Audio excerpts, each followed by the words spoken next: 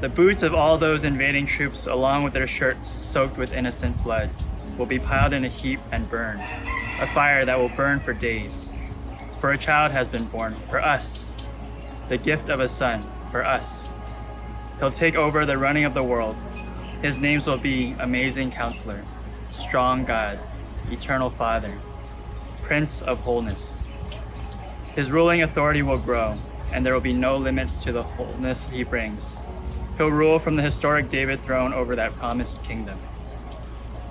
He'll put that kingdom on a firm footing and keep it going, with fair dealing and right living, beginning now and lasting always. The zeal of God of the angel armies will do all this. It has been a year, and now it's Good Friday again. We meditate on the death of our Savior, Jesus. We see him stripped, beaten, bare, arms stretched wide, in full surrender to the weight of death, crushing his lungs into darkness, thick, impenetrable, sealed in the damp chill of the tomb. How can this be? Hope fades, replaced with questions, doubts, confusion, despair. There are no answers in the waiting. This is the day when we remember Jesus choosing to die to make sure God's love for us would never be questioned again. This is a day to honor the season before new life, when everything has been laid bare. We honor the season of grief, loss, confusion, and uncertainty. We honor the hopes that have had to be buried. John 12:24 through 26. Listen carefully. Unless a grain of wheat is buried in the ground, dead to the world, it is never any more than a grain of wheat. But if it is buried, it sprouts and reproduces itself many times over. In the same way, anyone who holds on to life just as it is destroys that life. But if you let it go, reckless in your love, you'll have it forever, real and eternal.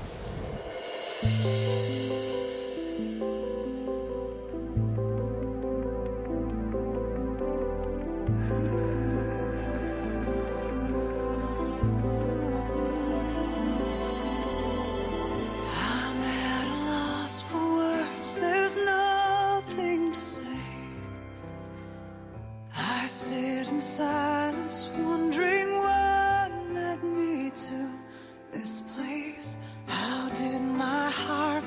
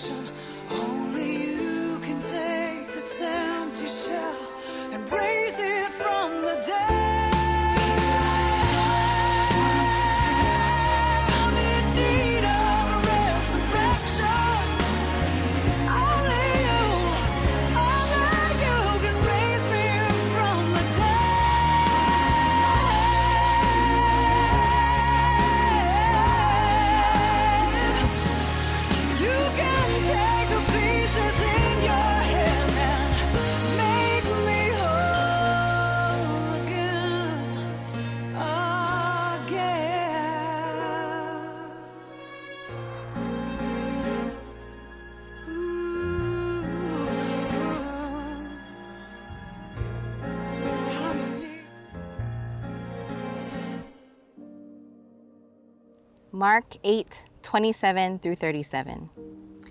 Jesus and his disciples headed out for the villages around Caesarea Philippi. As they walked, he asked, "Who do the people say I am?" Some say John the Baptizer. Others say Elijah. Still others say one of the prophets. He then asked, "And you, what are you saying about me? Who am I?" Peter gave the answer, "You are the Christ, the Messiah." Jesus warned them to keep it quiet, not to breathe a word of it to anyone. He then began explaining things to them. It is necessary that the Son of Man proceed to an ordeal of suffering, be tried and found guilty by the elders, high priests, and religion scholars, be killed, and after 3 days, rise up alive. He said this simply and clearly so they couldn't miss it.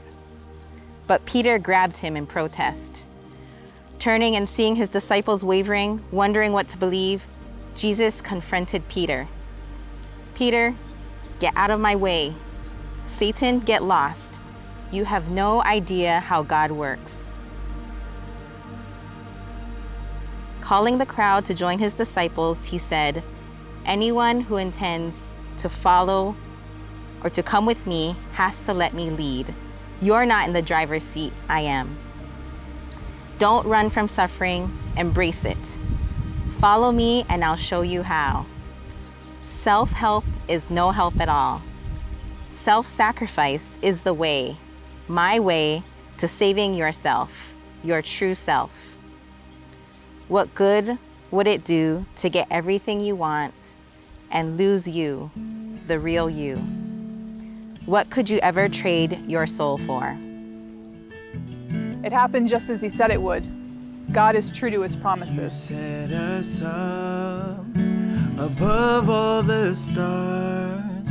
You set us on a high place by where you are. And while we were dead, you made us your friends, and you scattered our dead upon the wind.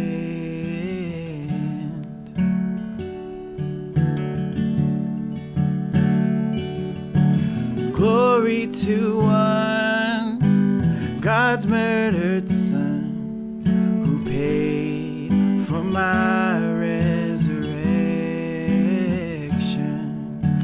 Glory to one, God's murdered Son, who paid for my resurrection.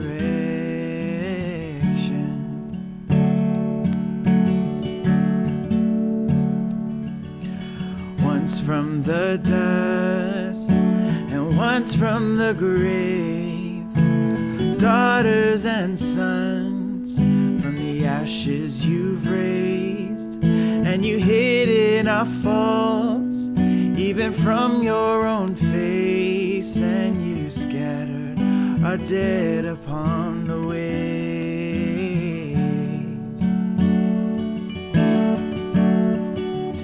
Oh, glory to one, God's murdered Son, who paid for my resurrection. Glory to one, God's murdered Son, who paid for my resurrection.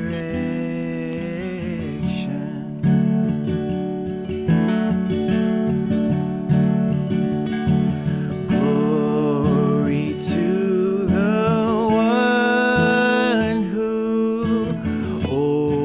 overcame in death. Glory to the one who paid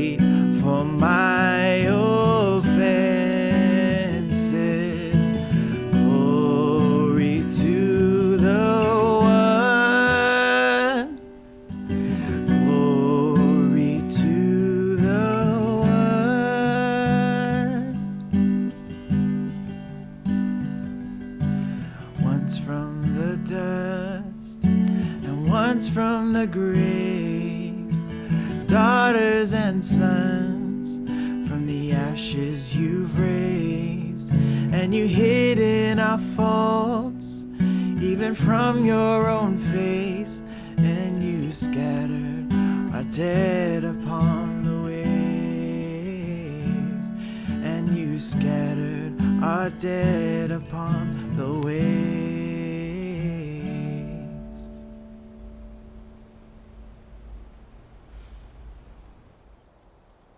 Luke 22, 40 through 48. Leaving there, Jesus went, as he so often did, to Mount Olives. The disciples followed him. When they arrived at the place, he said, "Pray that you don't give in to temptation." He pulled away from them about a stone's throw, knelt down, and prayed, "Father, remove this cup from me. But not what I want. What do you want?" At once an angel from heaven was at his side, strengthening him. He prayed all the harder. Sweat wrung from him like drops of blood, poured off his face. He got up from prayer, went back to the disciples, and found them asleep, drugged by grief. He said, "What business do you have sleeping? Get up. Pray so you won't give in to temptation." No sooner were the words out of his mouth than a crowd showed up. Judas, the one from the 12, in the lead. He came right up to Jesus to kiss him. Jesus said, "Judas, you would betray the Son of Man with a kiss?" Then they all took Jesus to Pilate and began to bring up charges against him. They said, "We found this man undermining our law and order, forbidding taxes to be paid to Caesar, setting himself up as a Messiah king." Pilate asked him, "Is this true, that you're king of the Jews?" "Those are your words, not mine," Jesus replied. Pilate told the high priest and the accompanying crowd, "I find nothing wrong here. He seems harmless enough to me." But they were vehement. "He's stirring up unrest among the people with his teaching, disturbing the peace everywhere, starting in Galilee and now all through Judea. He's a dangerous man, endangering the peace." Then Pilate called in the high priests, rulers, and the others and said, "You brought this man to me as a disturber of the peace. I examined him in front of all of you and found there was nothing to your charges. And neither did Herod, for he has sent him back here with a clean bill of health. It's clear that he has done nothing wrong, let alone anything deserving death. I'm going to warn him to watch his step and let him go." At that point, the crowd went wild. "Kill him. Give us Barabbas." Barabbas had been thrown in prison for starting a riot in the city and for murder. Pilate still wanted to let Jesus go and so spoke out again, but they kept shouting back at him, "Crucify him, crucify him." He tried a third time, "But for what crime? I found nothing in him deserving death. I'm going to warn him to watch his step and let him go." But they kept at it, a shouting mob, demanding that he be crucified, and finally, they shouted him down. Pilate caved in and gave them what they wanted. He released the man thrown in prison for rioting and murder and gave them Jesus to do whatever they wanted. Luke chapter 23, verses 33 to 38, 44 to 49. When they got to the place called Skull Hill, they crucified him, along with the criminals, one on his right, the other on his left. Jesus prayed, "Father, forgive them. They don't know what they're doing." Dividing up his clothes, they threw dice for them. The people stood there staring at Jesus, and the ringleaders made faces, taunting, "He saved others. Let him save himself. The Messiah of God? Ha! The chosen? Ha!" The soldiers also came up and poked fun at him, making a game of it. They toasted him with some sour wine. So you're the King of the Jews? Save yourself. Printed over him was a sign. This is the King of the Jews. By now it was noon. The whole earth became dark, the darkness lasting 3 hours, a total blackout. The temple curtain split right down the middle. Jesus called loudly, "Father, I place my life in your hands."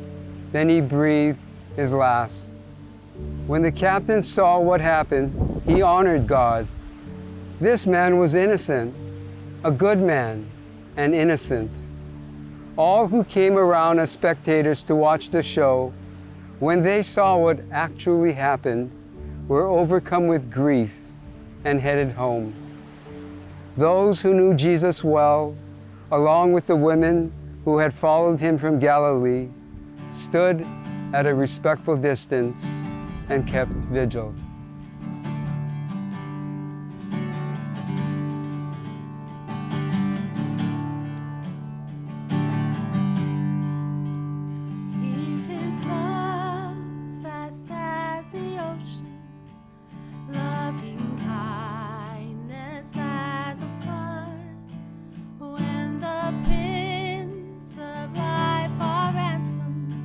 Shed for us his precious blood.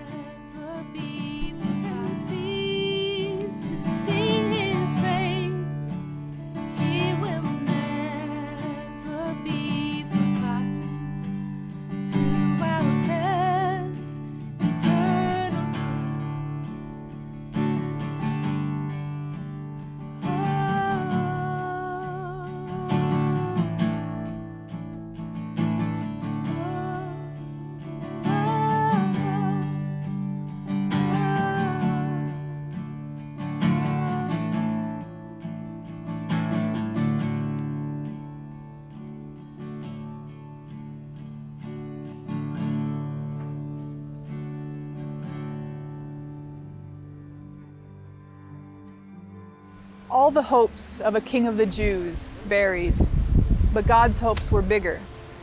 All the believers grieving, but through their loss, God was providing. We would like to offer you a way to mark the losses you've had this past year, the hopes you've had to bury. At our Easter service on Sunday, we'll be handing out seed packets and small pots. We encourage you to plant something in this Easter season, naming the things you've had to give over to the Lord as the seeds go into the soil.